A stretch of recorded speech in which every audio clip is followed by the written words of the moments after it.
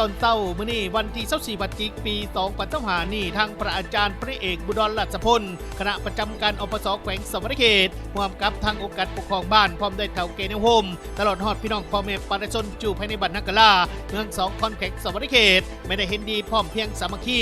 ลงมือ2แปลงและปรับปรุงเส้นทางเข้าหาบ้านนักกะลาซึ่งนับแต่เส้นทางเด็กที่13ไต่เข้าหาเส้นทางเบตงอยู่ภายในบ้านนักกะลาที่มีระยะทางกว่า 1,600 เมตรเพื่อเตรียมลงมือสืบต่อก่อสร้างเส้นทางเบตงเข้าหาบ้านนักกะลาให้สำเร็จตามระดับคาดหมายที่วางไว้ภายหลังที่ทางพี่น้องพ่อแม่ประชาชนได้สำเร็จในการเก็บปลูกเก็บเกี่ยวผลผลิตข้าวหน้าปีขอเจริญพรออกตนญาติโยมชาวพุทธบริษัททั้งหลายทั้งภายในและต่างประเทศก็มื้อนี้อาตมาภาพอาจารย์เบียร์บุญรัศพลคณะงานจับการปสแขวงสวรรณเขตในนามหัวหน้าการงานปสแขวงทางเจ้าธิการวัดศรีพิมพามุคุณบรรณกะลามื้อนี้ตั้งหน้าการนำของบ้านก็มีอำนาจการปกครองในบ้านเลขาแล้วก็พ่อแม่ปลาส้นเนาะแล้วก็ตั้งหน้าการนำของเมืองมื้อนี้ได้ไปเอาทางบริษัทเป่าเจริญทรัพย์รถมาปรับเกียร์ทางแต่ทางเลข13เข้าไปหาบ้านนักกะลาเนาะความยาวทั้งหมด 1,600 กว่าเมตรเพื่อกระเกียมใส่ที่จะลงมือสืบต่อเททางเบตงใน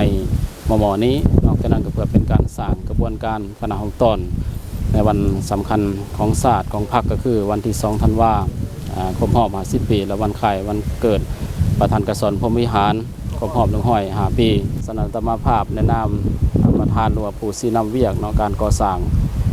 ทางเบตงหรือว่าปรับเกียรทางนี้ก็ขอตัวการได้แจ้งข่าวบุญมายังบรรดาทานออกตนนิยมเนาะแล้วก็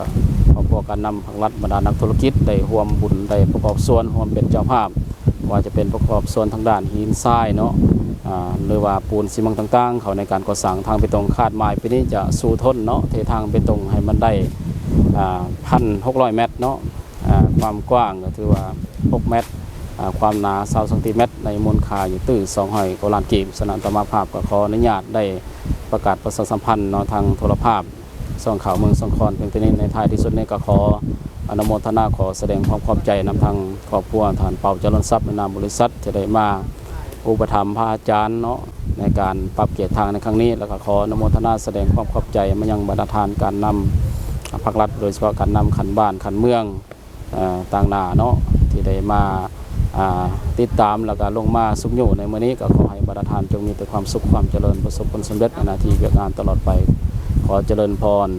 และการก่อสร้างเส้นทางเบตงเข้าหาบ้านนักกะลาเมือง2คอนแขวงสวรรณเขตภายใต้ทิศสีนำของการนำเมือง2คอนและแผนการนำพาของทางพระอาจารย์พระเอกบุดรราชพลคณะประจำการอปส.แขวงสวรรณเขตก็คือทางองค์การปกครองบ้านเฒ่าแก่ในโฮมผู้สุขุนบทที่รวมถึงความตัดสินใจเสียสละของพี่น้องพ่อแม่ประชาชนอยู่ภายในบ้านนักกะลาเมือง2คอนแขวงสวรรณเขตเห็นว่าการก่อสร้างเส้นทางเบตงมันมีความคืบหน้าและมีความสำเร็จอย่างเป็นรูปธรรมสร้างให้ภายในบ้านนักกะลามีสมหนาใหม่จากอดีตที่เป็นทางดินแดงก้าวไปสู่เส้นทางเบตงในแต่ละซอยที่มีความแน่นหนาถาวรซึ่งทั้งหมดนี่แม่นมันแสดงให้เห็นถึงน้ำใจความสามัคคีน้ำใจเสียสละของพี่น้องพ่อแม่ประชาชนซึ่งเฮ็ดให้บ้านนักกะลากลายเป็นบ้านแบบอย่างและเป็นบ้านตัวแบบให้กับบรรดาบ้านอื่นๆในการประกอบส่วนเขาในเวียกงานสร้างสรรค์และพัฒนาประเทศชาติให้มีความเจริญและสิวิไล